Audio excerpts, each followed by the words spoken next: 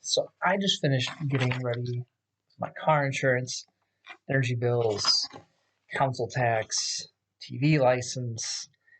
I'm starting to realize that the UK is not very welcoming to foreigners in a governmental sense. Now, the UK is not alone in this. They're not the only country, and they're not being more racist to any one person, as far as I'm aware. But it's built into the government to make it more difficult for foreigners to ingrain themselves into the culture and society. Number one, identification and everything that comes along with that. So when you move to the UK, you have to get what's called like a BRP, a British Residency Permit, and it just looks like a driver's license, just a little card that goes into your ID to identify who you are and if you're allowed to work in the UK. If you're allowed to work, you get a tax ID number that's printed on the back of the card, which is like what you use to get your health care and to if you go to the clinic or anything like that, and your identification number saying that you're allowed to work and whatever your work restrictions are. So mine are fairly lax, but I do have restrictions. Like I'm not allowed to be a sports person. It's printed in big letters right on there, so I'm not allowed to play professional sports for any reason. Sucks, man. I make a killing. But sometimes these are delayed. Mine was supposed to be able to be picked up in a Manchester post office, and it didn't come for almost 2 weeks after I'd already gotten here, and it should have been there a week before I ever even arrived into the country. So this meant I didn't have an ID with enough proof to get myself a bank account. I couldn't get a bank account, which meant I wasn't allowed to get a phone plan or internet because I didn't have a bank account, which they need a bank account number to prove who you are, but the bank needs your ID to prove who you are. And you can see how this cascades into just a myriad of problems. After that, it's not terrible. But the next problem comes with number two, credit. Once you move into the country, you have zero credit here. None of your stuff carries over from your other country. I know some places, I think Germany, they give you the top credit score, and then as soon as you move in, and then as you screw up, then they lower the score. But you start with the highest. But here in the UK, it's just like America, you start at zero. But it is easier to build your credit. Paying off bills, phone bills, internet bills, utility bills, all of these things go towards building your credit. So it goes up fairly quickly. You can get a good running balance pretty quick, but it does take time, and you are starting from zero, which means a lot of things are not going to be accessible to you, is what it is. Number three, trying to get your bills and financial life in order when you don't have British internet. Since I didn't have a British provider right away and I was just using my American AT&T plan, I wasn't allowed to access anything that was on a British server because of security reasons. They weren't going to let American IP addresses into a British run service.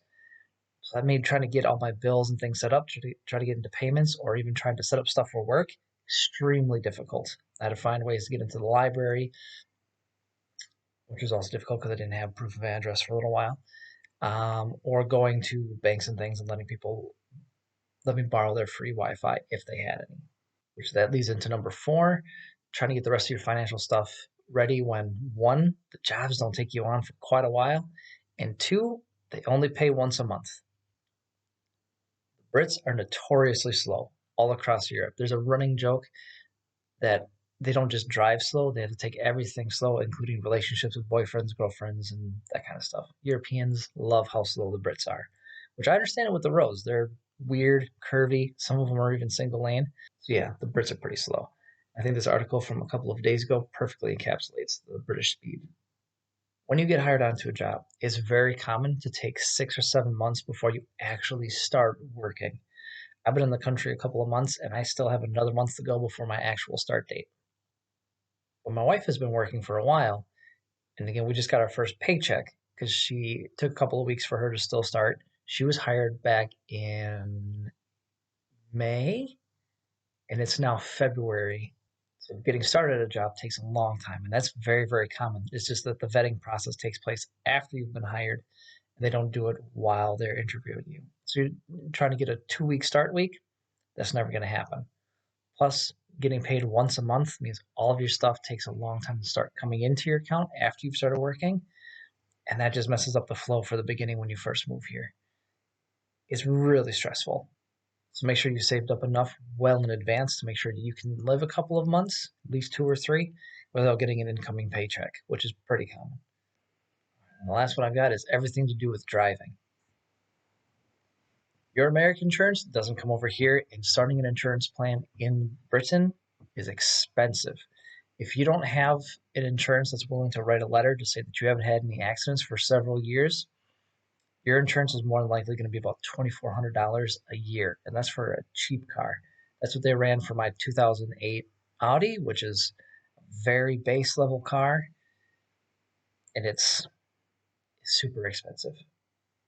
My insurance did write me a letter, so my insurance I think is only £1,500 a year, which is still pretty expensive. And that pricing structure stems from not having a UK driver's license yet and for not having enough credit. After about a year or two, it does come down a good amount, but it still takes time to get there. And the first hurdle is getting your UK's driver's license. So first, you have to be in the country for 187 days before they'll even issue a temporary one, like a learner's permit. I don't know if you remember what it was like getting your driver's license in America or anywhere else, but this is like 15 times thicker than anything that I ever studied in America. And you would think that coming from America, the most car dependent place on the planet, and having a license for 17 years and driven more than 100,000 miles across the country would give me a better rate, but no dice. Hopefully you enjoyed the video and learned a couple of things. And if you're planning on making your own move, hopefully it helped you out. If you already have had a move and would like to let me know a couple of things that maybe you found a little more difficult from moving here or anywhere else abroad, let me know in the comments below and I'll see if I can do another upload of how it's difficult to move to other countries. Or if something was really easy, let me know that too.